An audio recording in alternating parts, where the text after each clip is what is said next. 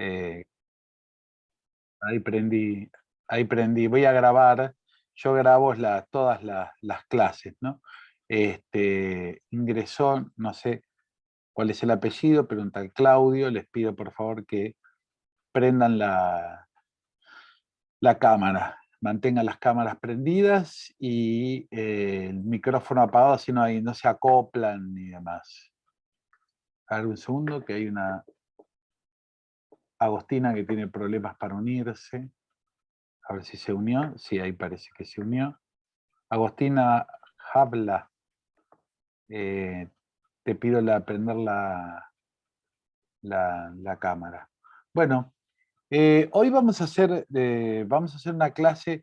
La clase la vamos a referir sobre contratos, una clase de contratos. Vamos a ver los contratos en general, y después vamos a hacer una pequeña referencia a una modalidad muy especial que es la de contratos de consumo, contratos de cláusulas predispuestas, que en realidad es un tema que lo van a ver con Tatiana el lunes, con empresa, bueno, pero yo voy a hacer una referencia igual, aunque sea mínima, el día de hoy. En realidad, lo que más quiero ver es un poco en términos generales el contrato, ¿no? Explicarles un poco qué es contrato, las nociones básicas del contrato, el proceso de formación del contrato, la intervención del Estado en lo que sería el contrato, o sea, la intervención, el límite, o sea, el principio general que es la libertad contractual y los límites que tienen esa libertad, que como siempre van más cercanos al abuso de derecho, ¿no? Y la intervención y cómo se puede producir la intervención eventualmente de un juez para corregir esos abusos en general, ¿no? Si no, en realidad el principio general de los contratos siempre es el principio de la libertad, lo que denominamos la autonomía de la voluntad, y después vamos a ingresar a ver también un contrato específico que tiene sus características, ¿no? Unas características diferentes, como es los contratos de cláusulas predispuestas. Hay un PowerPoint que me van a tener que paciencia porque un poco, si bien hice muchas clases ya de Zoom, vía Zoom, un poco me olvidé, así que voy a ver cómo me sale volver. Creo que era acá, compartir pantalla. Creo que sí. Compartir pantalla. Compartir. Esto creo que lo voy a cerrar. Ustedes díganme si ven mi pantalla. ¿Están viendo lo que sería el inicio de un PowerPoint? ¿Están viendo mi pantalla? Sí, sí. Sí, Se ¿no? ve. bien. Perfecto. Gracias.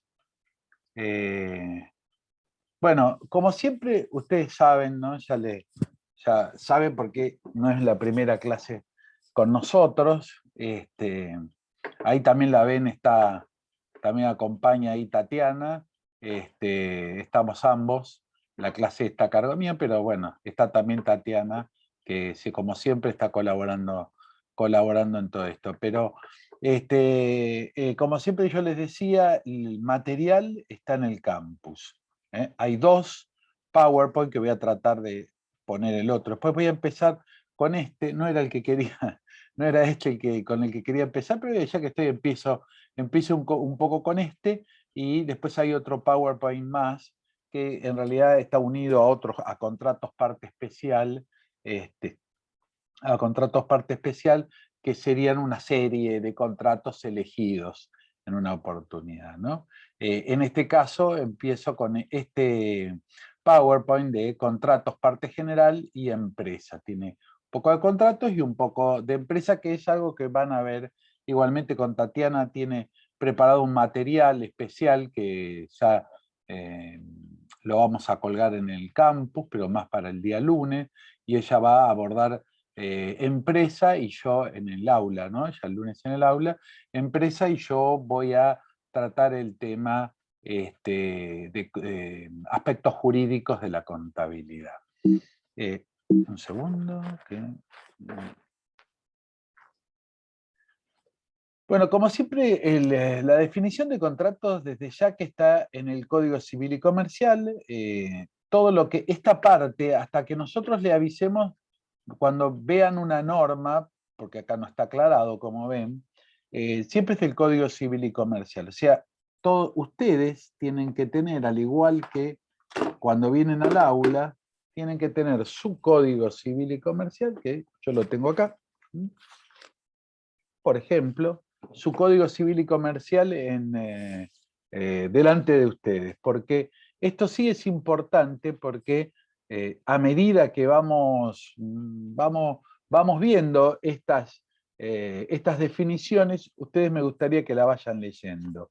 Bueno, como yo ya les dije en las clases pasadas, el contrato es un acto jurídico, ¿no? O sea, si yo les preguntara, ¿cuál es la naturaleza del contrato? La naturaleza jurídica del contrato es un acto jurídico. Esto parece muy de abogado, ¿no? La naturaleza jurídica. ¿Qué quiere decir? ¿Qué es para el derecho un contrato? No es la definición, sino ¿qué es para el derecho el contrato? Para el derecho, el contrato es un acto jurídico. Y ustedes me podrían preguntar, bueno, pero yo voy a ser contador, ¿y a mí eso qué me interesa? ¿Cuál es la importancia de eso? Y en realidad es bastante, primero la importancia como estudiantes es que yo le aclaro, y ya se lo aclaré varias veces, que el contrato es un acto jurídico. ¿Por qué? Porque comparte las características del acto jurídico. O sea, cuando ustedes están estudiando y ven personas, hechos, actos jurídicos, en realidad cuando estudian el acto jurídico, eso lo tienen que agregar al contrato. O sea, ustedes ya, una parte, al estudiar actos jurídicos, ya tienen una parte del contrato sabido. ¿Por qué? Porque el contrato es un acto jurídico. Esto es lo que yo les decía la clase pasada. Ojo, tienen que empezar a unir el conocimiento, de manera tal que ustedes sepan que ya, cuando hablamos de forma de contrato, hablamos de las formas del acto jurídico, que la vimos, por ejemplo, en la clase pasada. Pero bueno, ahora delante de ustedes en la pantalla tienen lo que se denomina una definición, o sea, ¿qué es el contrato? Ya no la naturaleza jurídica, ¿qué es el contrato? Igual en la definición ustedes ven que ya el código nos dice es un acto jurídico.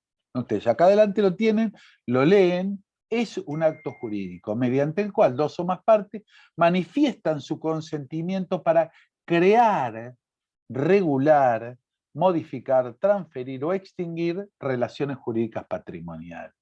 Piense que de esta forma están fundamentalmente creando relaciones jurídicas patrimoniales. Y piensen en cualquier contrato, para que no les parezca nada abstracto, es muy concreto esto, aunque al principio las palabras, pero les pido por favor, hagan el esfuerzo de entenderlo, que no es muy complicado, es bastante simple, pero a veces hay que hacer el esfuerzo cuando uno empieza a utilizar lenguajes nuevos, como es el lenguaje jurídico. Bueno, puede costar un poco, pero lo piensa un ratito apenas y enseguida lo van a entender. Son personas absolutamente inteligentes, estudiantes de las ciencias económicas, por lo tanto esta definición es muy fácil, ¿eh? Y empecemos mirándolo con detenimiento esta definición. Primero, es un acto jurídico. ¿Qué es el acto jurídico? Es un acto humano voluntario que tiene por fin crear, modificar, extinguir relaciones jurídicas. El acto jurídico es más amplio que el contrato, pero el contrato es un gran ejemplo del acto jurídico. Entonces, seguimos hasta acá, fácil. Es un acto jurídico mediante el cual requiere dos o más partes, manifiestan su consentimiento. Y ahí está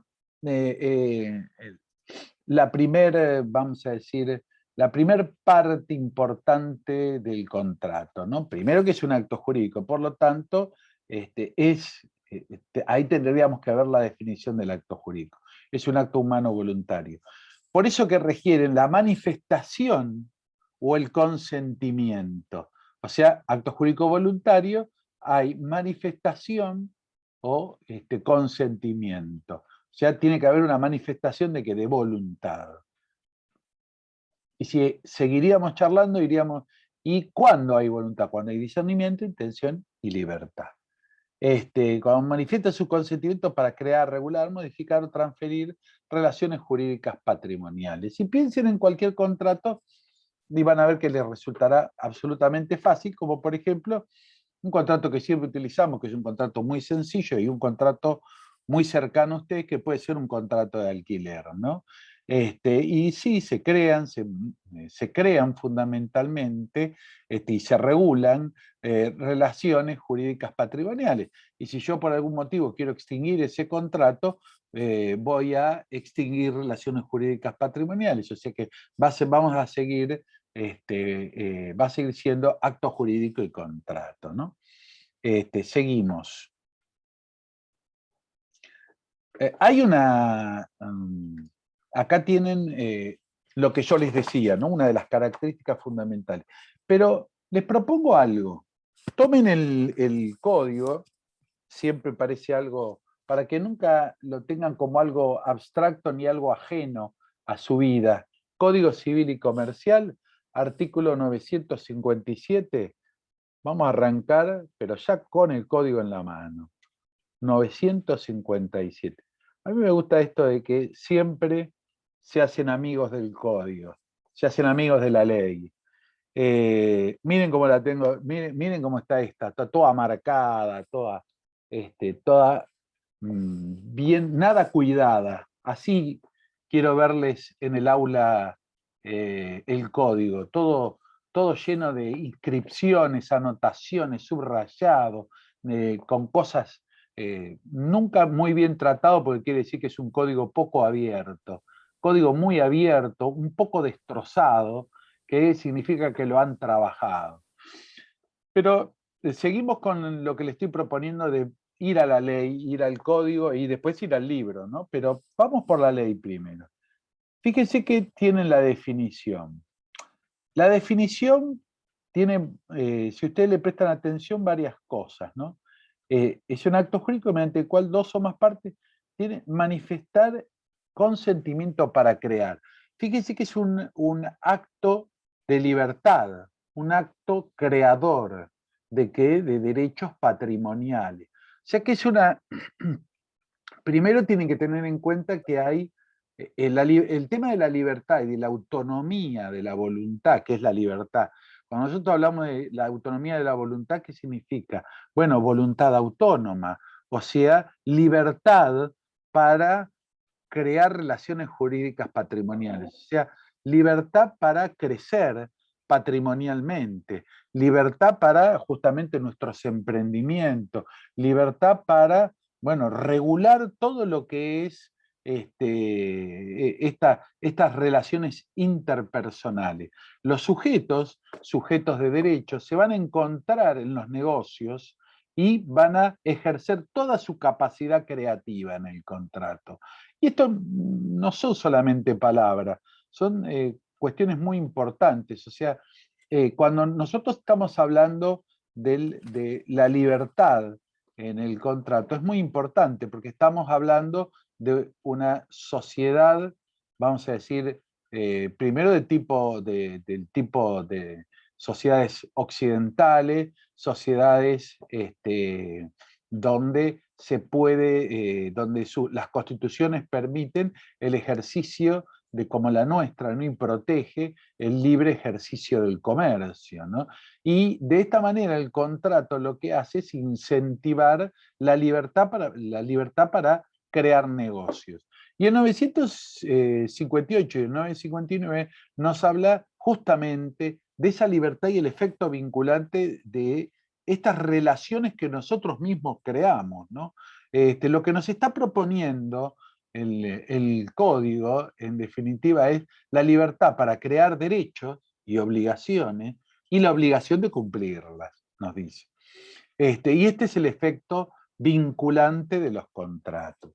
Que acá está así, yo estoy señalando la pantalla, pero miren detenidamente la pantalla. La autonomía de la voluntad es un principio central con un límite, pero la autonomía de la voluntad es central. La autonomía de la voluntad significa ejercer la libertad. La libertad en el derecho es fundamental, porque la libertad es fundamental en la sociedad y es fundamental en el derecho proteger esa libertad.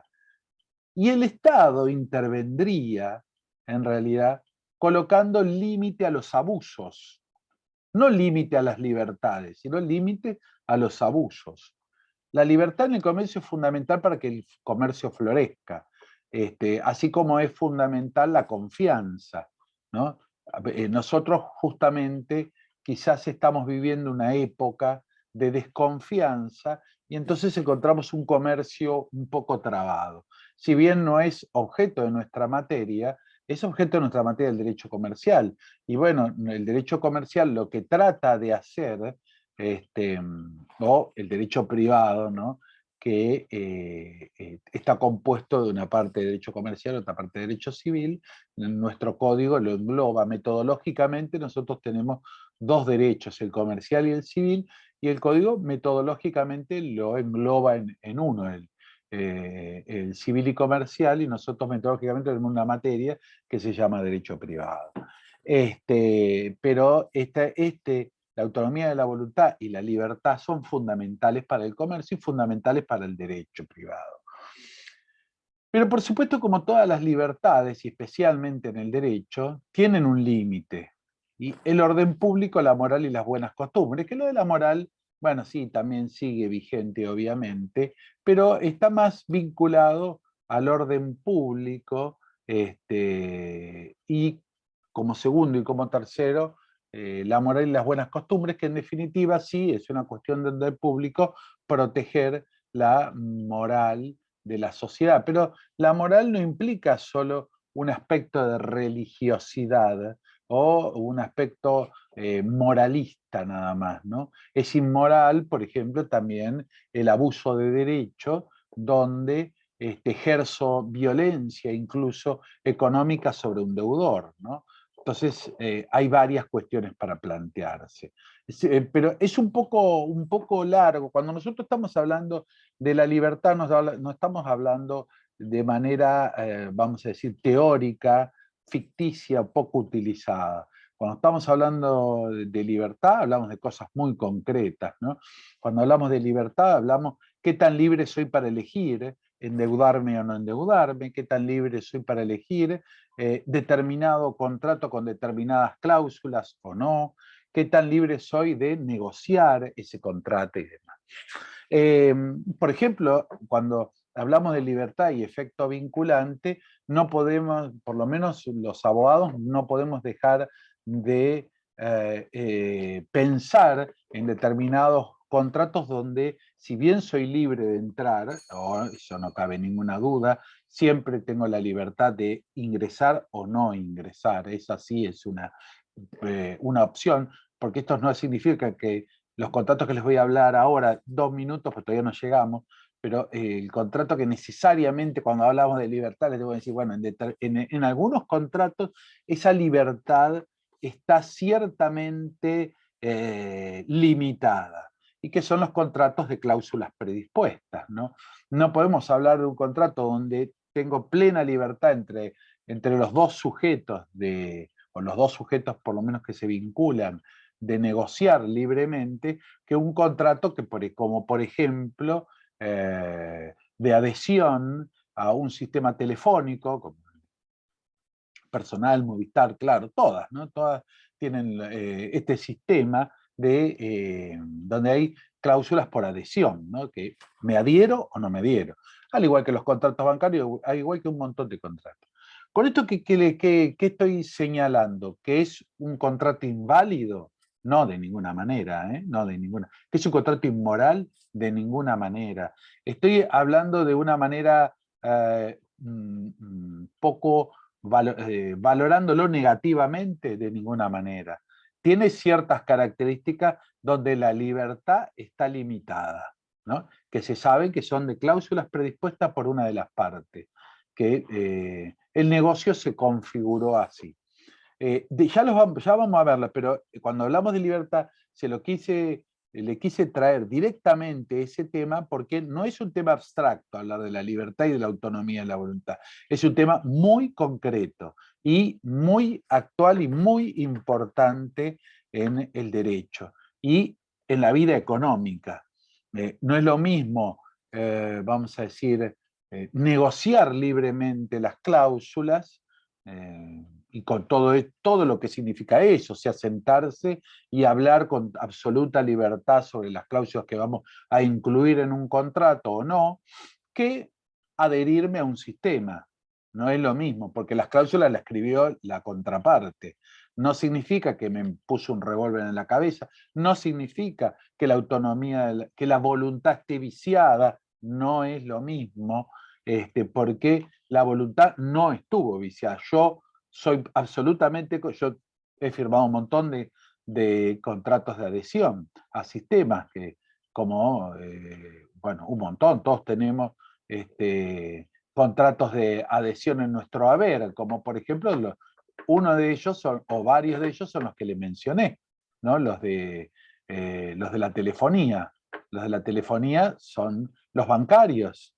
¿Cuántas veces adquirieron un préstamo o una tarjeta de crédito? ¿Cómo es el, el, el sistema? Igual para todos, igual para todos. Bueno, vamos a seguir, así no me pasa lo mismo que siempre, que me quedo corto de tiempo. Libertad y autonomía de la voluntad es para nosotros, para el comercio, para estos temas que estamos hablando, es una suerte de sinónimo, aunque no lo sea. Eh, y acá entra el primer actor que puede limitar también esta libertad, ¿no? ¿Cuál es la facultad de los jueces? Y esto, chicos, está, obviamente, mire, definición. En el Código Civil y Comercial 957 tenemos la definición. 958, libertad de contratación. Las partes, les voy a leer, por favor, sigan, como decía un expresidente, síganme que no los voy a defraudar, sigan tomen el Código Civil y Comercial, por favor, lo tienen ahí, lo ponen en el celular, donde quieran, no importa, y sigan mi lectura. Se los voy a leer yo para no estar pidiéndole y perdemos tiempo. Miren cómo, porque no por nada la ley pone este orden. Primero define. Segundo, en el 958, ya lo vieron en la filmina, pero en el 958 habla de la libre contratación, de la libertad para contratar. Estos son principios generales. Las partes son libres para celebrar el contrato y determinar su contenido. Este es un principio general, libertad. O sea, somos libres de determinar el contenido de nuestros contratos. O sea, no tenemos por qué ir a buscar un modelito de esto, un modelito de lo otro. No, no, no. Puedo tomar un modelo si quiero, para no olvidarme de cosas importantes, pero yo lo puedo modificar todo lo que quiero, puedo agregar, sacar cosas, pensar con creatividad sobre futuros posibles conflictos, pensar con creatividad sobre mi negocio y las características para después volcarlo en el contrato y negociarlos con toda libertad. Estos contratos, así establecidos libremente, punto tercero de la lectura que le estoy diciendo, dice efecto vinculante como título, 959. Todo contrato válidamente celebrado es obligatorio. Obviamente, esta es la fuerza vinculante del contrato, ¿no? Que por supuesto en la actualidad se ha atenuado esa fuerza vinculante por distintas situaciones que vamos a ver un poquito más adelante. Pero desde ya, cuando yo pacto con libertad, tengo que cumplir como corresponde, tengo que cumplir. Pacté con libertad y bueno, también la palabra, y más lo acordado, debe ser cumplido. Y eso hace a la credibilidad del sistema. Efecto, todo contrato válidamente sellado es obligatorio para las partes. Su contenido solo puede ser modificado o extinguido por acuerdo de las partes en los supuestos que la ley prevé. Y acá está hablando de la extinción del contrato por mutuo acuerdo, incluso, o la rescisión del contrato. Y ahora sí, el artículo que vemos acá adelante, el 960. Y los jueces pueden meterse en mi contrato, ¿no? Y los jueces, ¿quién son? El Estado. El juez es el Estado, en definitiva. Facultad de los jueces, artículo 960. Me gusta seguir este orden también, que es un poco el orden del código, porque me parece interesante, primero definir, después establecer la libertad. La libertad es un valor absoluto en nuestro sistema. Lo coloca como un principio general absoluto. Y como valor es absoluto, porque es un valor democrático, es un valor republicano y es un valor sobre el que se sustenta las sociedades capitalistas. ¿No? Como, bueno, nosotros, aunque lo hacemos mal, bueno, somos una sociedad occidental y capitalista, con estos principios. Y que en definitiva el comercio se sustenta sobre algunos principios. Uno es la libertad. Una es la libertad. Pero por supuesto, el Estado, y encabeza y los jueces son parte del Estado, ¿qué va a hacer? Bueno, va a preservar el orden público. Esto que en algún momento se lo asociaba más directamente a la moral y a las buenas costumbres. Y hoy se asocia sí a una moral, pero no a una moral religiosa, porque en derecho comercial nadie estaría pensando en nada que se le pueda estar... Ay, ya me estoy quedando sin tiempo. Bueno, ahora hacemos después en un ratito, todavía tengo 10 minutos, pero vamos a hacer un clic en la misma reunión, ¿eh? Seguimos la misma reunión. Acá me quedan 10 minutitos de esta. No me acuerdo lo que estaba diciendo. Ah, sí, estaba diciendo que esa libertad puede estar, limitada por un juez, que en realidad también el juez no va a actuar de oficio, va a actuar a pedir a alguna de las partes, cuando considera que fue violentada, fue engañada, bueno, en fin, ya vamos a ver cuándo podrá actuar. El 960 en realidad nos dice que no tienen facultad para modificar los contratos, primer principio. O sea que el Estado, porque cuando hablamos de los jueces no es más que el Estado, ¿no? El Estado no puede modificar, no puede meterse en mis contratos. Primer punto. Principio general fundamental. Los jueces no tienen facultades para modificar los contratos. Ojo, todo lo tienen que tomar como un principio general, porque tampoco el juez, si está frente a un abuso de derecho que se está consumando, no podría, y él lo advierte, y lo advierte como un abuso de derecho, no podría consentirlo, ¿no? No podría consentirlo. Por eso dice, excepto a pedido de parte o de oficio si afecta al orden público. A pedido de parte puede ser porque la parte considera, ¿no?, que se está afectando al orden público, que se está afectando sus derechos patrimoniales, o el juez si advierte que afecta al orden público puede intervenir de oficio. Esas son las circunstancias en que puede intervenir de oficio, si afecta el orden público, ¿no? Ahora, ¿qué es el orden público? Esta es una eterna discusión. ¿Qué es el orden público? Yo se los traje acá en cabeza del artículo 12, pero no es tan fácil determinar, no es tan fácil decir qué es el orden público. La ley nos lo trae en el artículo 12, siempre hablamos del Código Civil y Comercial. Nos lo trae en el artículo 12. Dice, las convenciones particulares no pueden dejar sin efecto las leyes cuya observancia está comprometido el orden público. O sea, el orden público en realidad estaría conformado por un conjunto de normas que son imperativas. El conjunto de normas imperativas.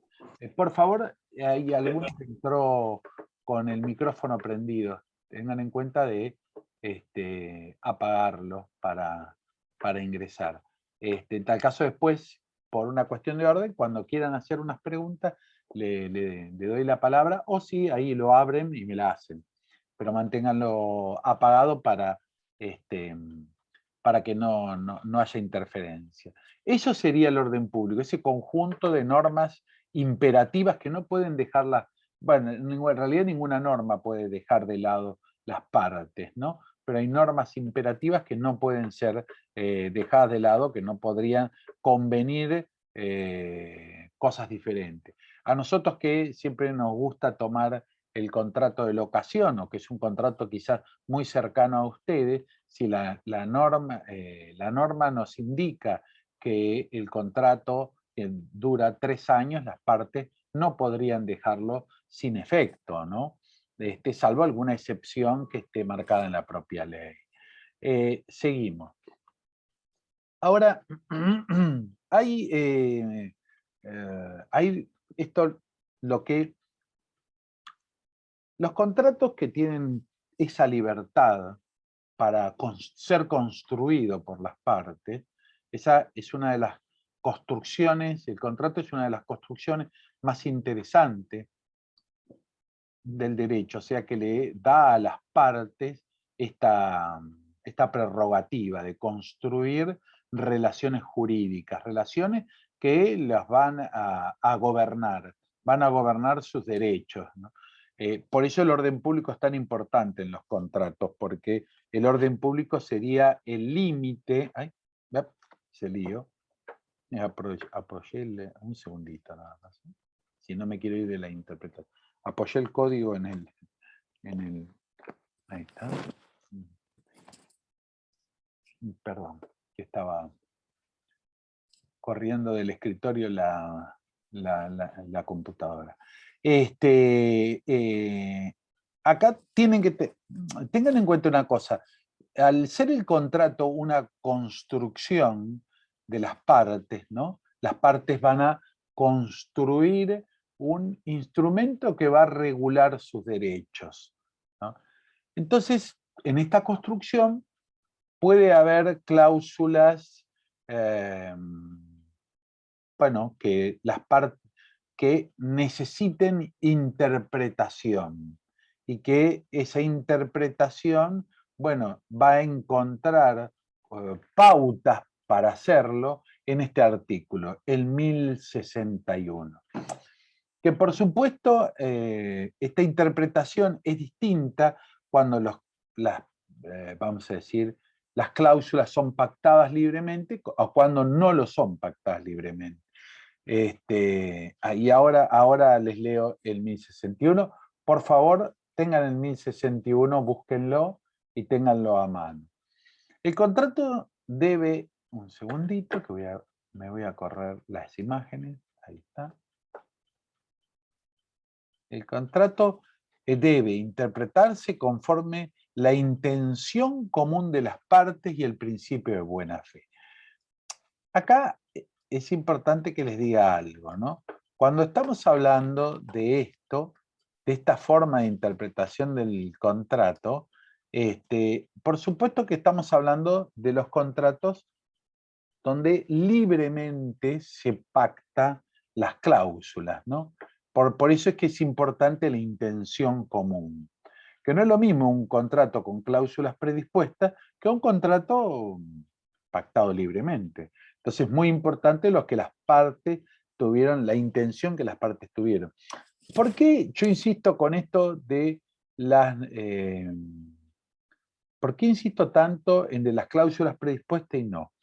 Porque las cláusulas predispuestas, si ambos no se encontraron, no encontraron la solución, o sea, la creatividad de armar el contrato en conjunto y de consensuar cada una de las cláusulas en conjunto, es lógico que la interpretación sea diversa, porque si yo soy una parte fuerte y le impuse a la otra parte, esta es la idea de la norma, ¿no? Y le impuse a otra parte la cláusula, bueno, no hubo una intención común. La intención de una de las partes era obtener el producto y la intención de la otra es bueno, imponer su fuerza y vender ese producto. Por eso no es lo mismo el pacto libre a no tener ese pacto libre. Vamos a hacer una cosa, por favor. Salen ahora salimos de esta reunión y volvemos a entrar para tener más tiempo. Bueno, los encuentro si quieren, pues, nos tomamos 5 minutos para un vasito de agua, un café, ¿eh? Y volvemos a entrar, por favor. Gracias. Genial, gracias.